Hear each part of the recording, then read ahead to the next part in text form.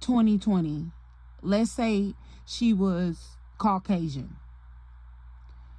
5 years later, in 3 years later, in 2023, this Coulter Coven didn't know that I had met Zaharia Moon in 2020, a Caucasian person. They introduced me to someone with a name just as unique. This is Zaharia Moon, and it's a black woman. I did flip the scenario, but something just like that happened. That means the person that I met was an actress. What they don't know, or what they never knew, is that I knew I had met the original when I first got here in 2020.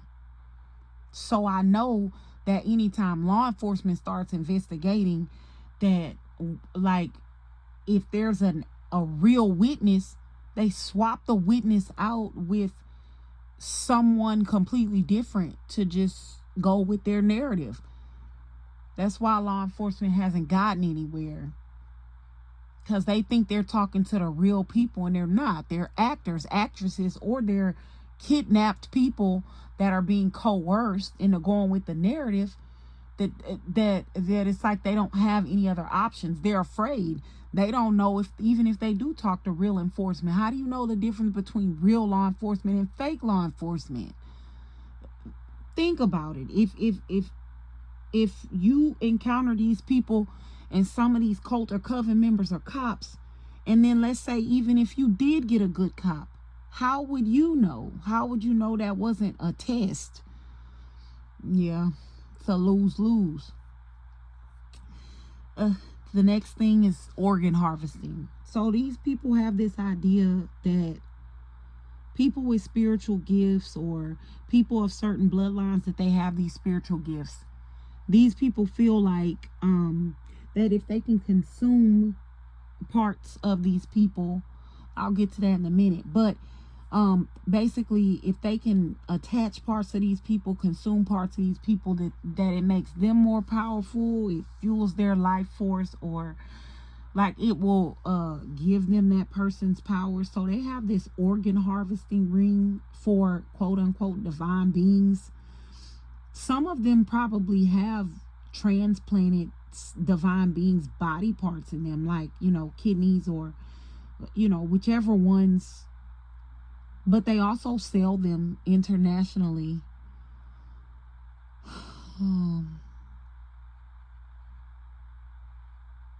Then back to the consuming. These people are cannibals. They make human sacrifices, but not many places to dispose of the body. So they have a meat packing plant in a city few miles away from the main community, but they have a meat packing plant where I believe that they grind up the human body parts with real meat, and then I believe they actually package and sell this as meat. And it is some meat, but it's also mixed with human parts.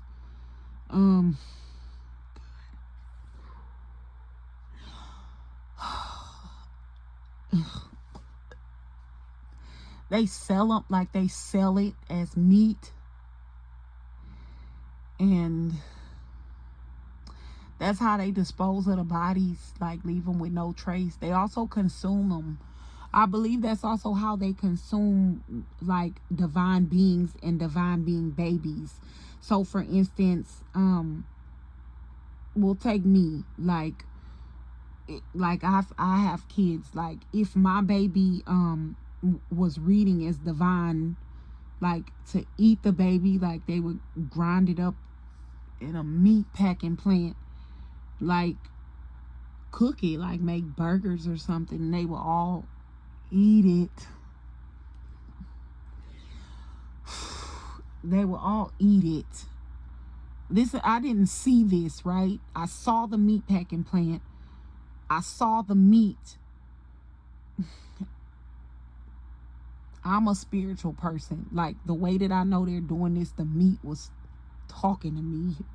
Ugh. I don't want to get into how I know because it's my head hurts. Okay, gotta move on. The last thing, human kennels. Now, I'm not sure if these human kennels. Let me say this. I believe these human kennels are mostly for punitive methods. So, like, if people don't do what they say or they get out of line, they have these human kennels, which is why law enforcement probably has trouble getting any witnesses or people who will talk or people who will talk about this. First of all, it's like, how do you know if they're on the payroll, if they're not on the payroll? If they try to call, how do you know that that's not really them? You know, like, if you do make them mad, they can ship you away to another city, away from everybody. You know, they can punish you by cutting out your organs. I don't know, like all type of stuff. Like, they can, threaten to grind your family up and make burgers. Like, I don't. But these human kennels, I believe, are mostly punitive. They're punitive, but they're also a way to hide witnesses. So, for instance, if law enforcement comes looking for somebody and they want to make sure, like, they want to say, oh, that person, disappeared or went here or went there, or they're gone, they be locked up in a kennel, like locked up, like, and I believe locked up in a kennel, like no tissue, no nothing, like locked up in like a dog, like locked up in kennels like dogs. They feed them dog food, they don't get blankets, like, and they lock them up. They gotta pee and poop on themselves, they don't get tissue.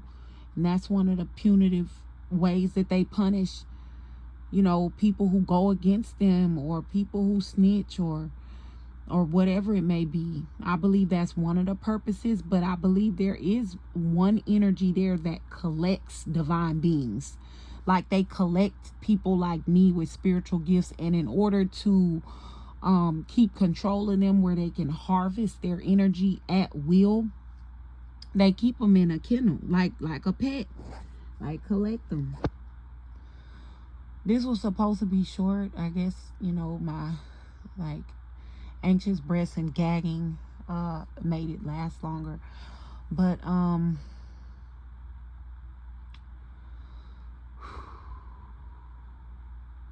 yeah, that's my story time Twilight Zone version